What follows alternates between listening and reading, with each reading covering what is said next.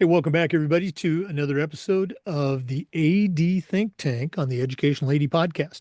We'll be right back with this week's Think Tank guest, but as always, we want to give a shout out to our sponsors, including K-12 Sports Tech. So stay with us. It's only going to take 3 minutes. Remember, these are all companies that I used as an athletic director. They're all great companies. You should be using them too. Here we go. We want to say thanks to our good friends at Home Campus for their support. Whether it's scheduling, rosters, results, or here's the big one, student athlete eligibility and clearance, Home Campus is a platform you're going to use every day. To get started, just go to homecampus.com. That's it, homecampus.com. We want to thank Hometown Ticketing. Hometown is the leading digital ticketing provider to schools and colleges. And whether it's tickets for games, for school dances, for graduation, the Hometown team is going to help you make the best online ticketing solution. Go to hometownticketing.com. It's digital ticketing that offers more. We want to thank Ohio University and their online masters in athletic administration. My assistant athletic director, along with thousands of others, got his master's from Ohio University. It was a great experience. And while he was completing his master's degree, he also completed, and you will too, 11 NIAAA leadership training courses at no extra charge. For more information, just go to ohio.edu/info/MAA, the Ohio University Online Masters. We want to thank Athletic Surveys by LifeTrack. Athletic directors already get feedback, but a lot of times it's from a small group that only wants to complain. Athletic surveys will connect you to that group, but they're also going to connect you to the 98% that supports your program. And having that kind of data is incredibly valuable, especially when you're visiting with a frustrated parent, maybe your principal, or even your school board. Go to athleticsurveys.com. They're going to create a custom survey that lets you take the pulse of everybody in your program. athleticsurveys.com. We want to say thank you to Huddle. As a football coach, I used Huddle for years. When I became an athletic director, I made sure that our school was a Huddle school. And our coaches, our student athletes, even our parents loved the tools, the videos, and the streaming, but there's so much more. Go to huddle.com. Join the 8 million users. Turn your school into a Huddle school. We also want to say thanks to Snap Raise. Have you ever spent weeks and weeks with a fundraiser and been disappointed in the results? Well, those days are gone. Go to snapraise.com. It's hands down the best online fundraiser out there. We used it at our school because it works. Go to snapraise.com. If you've been looking for a fundraiser, look no more. snapraise.com. We want to say thank you to Sideline Interactive, indoor score tables and video boards. Probably one of the best purchases I ever made as an AD was our Sideline Interactive indoor score table. We use it for home games, of course, but we also used it for pep rallies, for signing ceremonies. Their products are tremendously versatile and their customer service just outstanding. Go to sidelineinteractive.com. Schedule that live web demo today. We want to thank Vital Signs Wall of Fame for their support. If you're looking for a really cool way to display your school record boards for all the teams, for all the different events, or show off your school's Hall of Fame, go to Vital Signs Wall of Fame and take a look at their interactive touch screen video consoles. They're also a great way to showcase your school's unique history and brag about your proudest moments. That's Vital Signs Wall of Fame. Make sure you mention the podcast. We want to thank our friends at Gipper. You know, your students are on social media, and if they're not seeing content that celebrates their accomplishments and promotes your program, you're missing out on a great opportunity. Go to Gipper.com. Their team will have you creating world-class content in seconds, whether it's a social media post celebrating a big victory or an entire newsletter sharing all the great things that your school does. The Gipper team is there for you. It's used and trusted by over 20,000 high school and college programs across the country. It's professional graphic design made simple. Go to Gipper.com for more information. That's Gipper.com. And we want to thank K-12 Sports Tech. K-12 Sports Tech helps athletic directors and vendors connect through education and hands-on consulting. Athletic directors are also invited to join the K-12 Sports Tech AD think tank and help influence how companies shape their tech to better serve schools. To get started or to find out more, just go to k12sportstech.com. That's k12sportstech.com. Join the AD. Welcome back, everybody, to another segment of the Athletic Director Think Tank on the Educational AD Podcast. We've got one of our, I call her a friend of the show, MaKynna Lesinski. She was on the podcast back in 2024. If you're new to the show, MaKynna's episode was the #1 downloaded interview that we had, so go back and take a listen to it. She's got an incredible background already early in her career. She was a high school coach. She's still a high school teacher and an assistant AD, also very active at the club level. MaKynna Lesinski, welcome back to the AD Think Tank. Yeah, thanks for having me. I'm excited to be here. It's always fun. Well, you and I were talking before we started to record about relationships between coaches and officials. And, we're talking high school here, but I'm sure it could apply in middle school and youth, certainly in club. Let's talk about some obvious things. And again, you and I talked about this. We need officials. We can't have games without them. So we don't want to be, running officials off. We acknowledge as coaches and as ADs that we might have a veteran crew one night and we might have a new crew, or maybe a veteran and a brand new person. It might be their first game that they're officiating, and everything in between. So we know we're not going to get, NCAA, Final Four officials at our high school game. At the same time, I think there's a long time feeling, if you will, among coaches, well, I have to hold the officials accountable, or I have to champion my team. And there's a lot of things in between that. So I'm going to put you on the spot. You're a varsity coach, great success at the club level. What is your approach with officials? How do you coach your kids with every ounce of your being, and also, let's say, manage a relationship with officials? Yeah, so coaching and officiating, those are again two different ball games. You need to find that kind of happy medium area. Like if you want to question the official on maybe a specific rule, that can be either it's black or white, some rule that is that you can have that like adult conversation with them. This isn't you like screaming at the official, telling them they made the wrong call or didn't see this, because you have to remember when you're a coach, when you're coaching, you're also teaching lessons that aren't even in the sport. So if your team sees you yelling and screaming at the official, they're going to think in their mind that like, hey, maybe that's okay. If I don't get what I want, I'm just going to yell and say that I have to do this, and then they'll do that. So you have to remember that like you're a role model to those players and those athletes, that you can question the call. You can do it in like a peaceful matter, maybe not every call.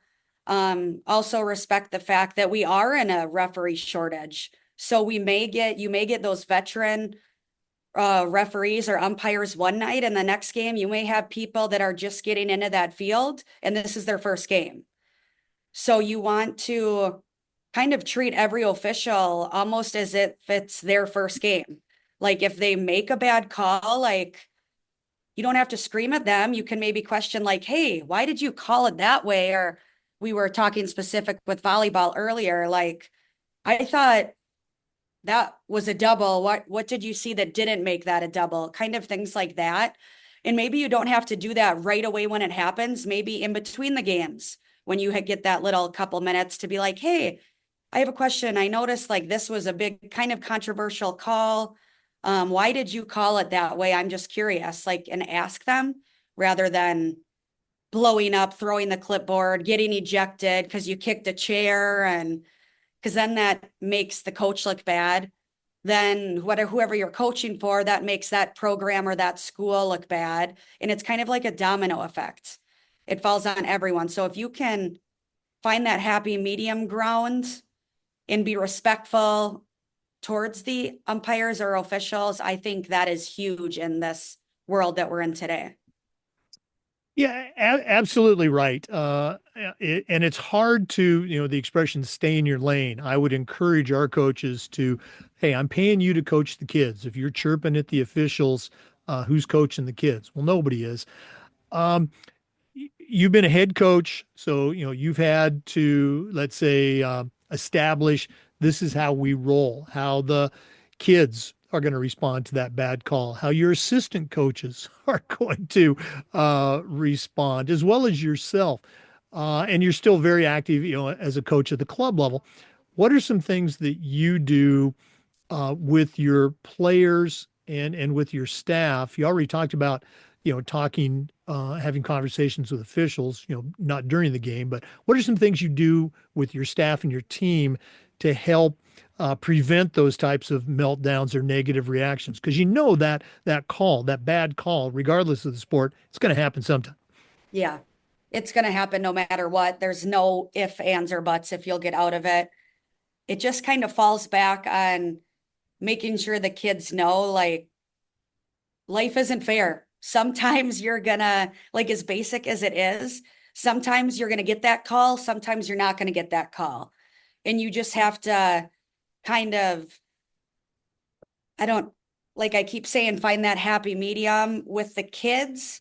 You want to show them that, like, you're okay if you get that call against you. Like, okay, instead of being mad about it, let's use that as a learning point. So, okay, this ref said that when I talked to them later, that they called it a double because your hands were like this way when they saw you release the ball. So I would make sure that I'm also relaying that information that I got from the official to my team. So they're not kind of in the dark, like, wait, she talked to them, but what did they even say? Like, what do they even care? Like, so want them to know that, like, you care about them and you're going to fight for them in that aspect, but also relay the information and kind of be like, okay, how can we fix this? Maybe we're going to have an official that is going to call every single nitpicky thing. Well, hey, guess what? That's going to make our volleyball better. If they kind of teaching them that there's always a positive twist on things and not always looking at it as a negative, like, oh, I screwed up there. Because from my point of view, volleyball is a game of mistakes. It's who will make the mistakes first. That's really it. So being able to flip that and kind of make that retrospect positive and how can we learn from that point is something I take into consideration with my girls or even with my coaches. Now, in your experience, did your as a high school coach, did your league, did your conference, at the club level, do the club organizers, do they do anything, let's say preseason, with the officials associations to, do, rule explanations or practice games or clinics? Do they do anything to kind of bring everybody together to build, let's say, a better relationship? Yeah, so we actually in the state of Wisconsin, we have the WIA. So that is our, like, Wisconsin Interscholastic Association, athletic for athletics. And every year we get every coach gets a copy of, like, the rules at a glance. You see everything, every rule from A to Z that is for that sport. Then you also get a copy of any rule that has changed, which usually the coaches vote on at the end of the year. They're like, okay, for example, earrings in volleyball. Do we want to make it that girls cannot wear ear jewelry in volleyball? Yes or no? At the end of one season, we all voted. They voted that they don't care, but it has to be like smaller than a penny earring. It can't be anything.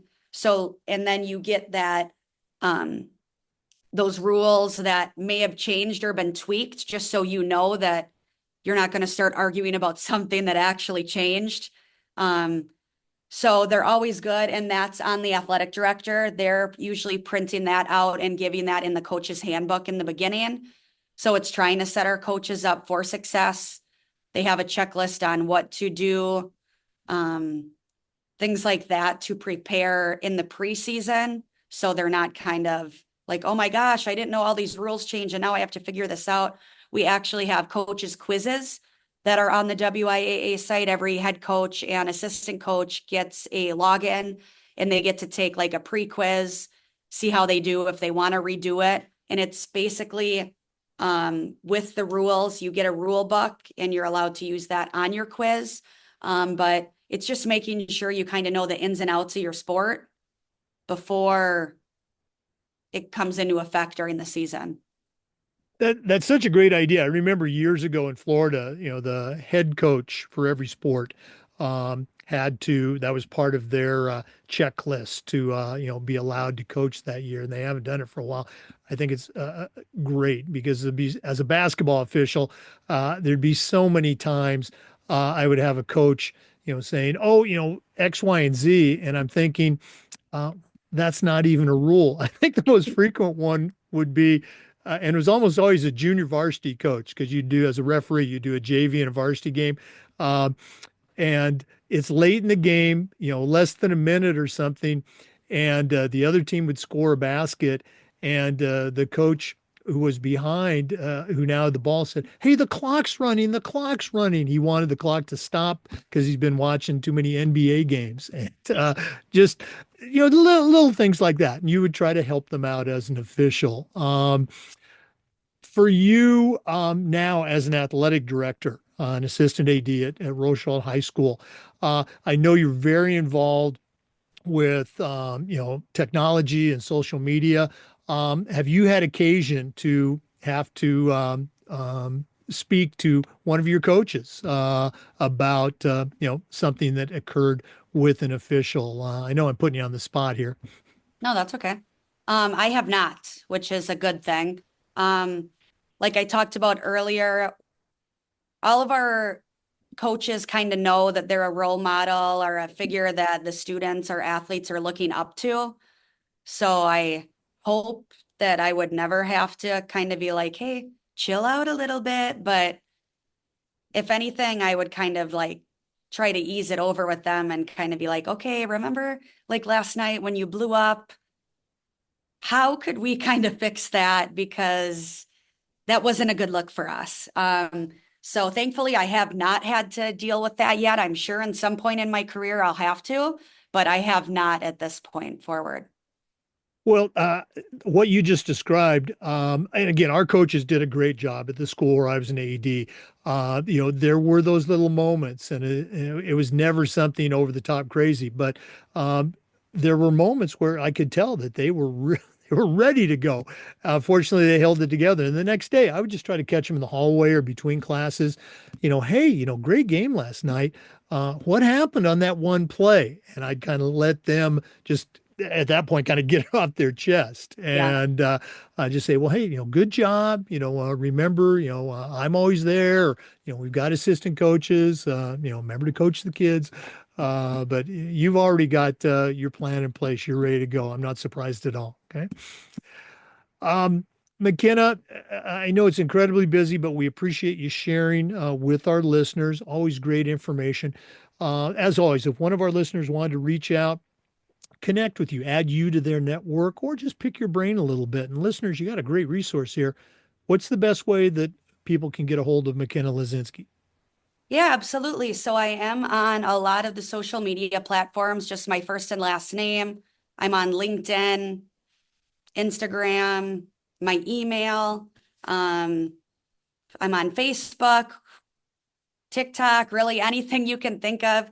I'm good with social media. So as soon as I get that notification, I like to at least, if I can't get you that answer, I'll be like, hey, thanks for reaching out. I just saw this. Let me get back to you later today because I'm busy right now. So shoot me a message on anything. I'll get that notification and I'll hopefully let you pick my brain a little bit.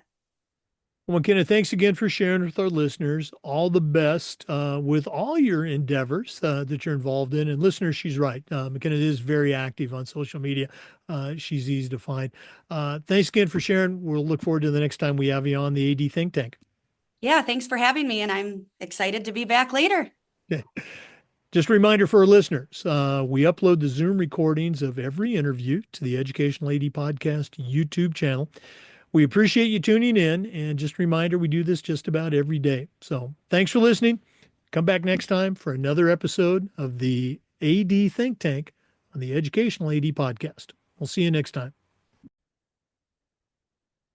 And before we go, we do want to thank all of our sponsors, including K-12 Sports Tech, along with Gipper, Huddle, Sideline Interactive, Snap, Raise, Vital Signs Wall of Fame, Athletic Surveys by LifeTrack, Hometown Ticketing, the Ohio University Online Masters in Athletic Administration, and Home Campus. Thanks as always for listening. We'll see you next time on the Educational AD Podcast.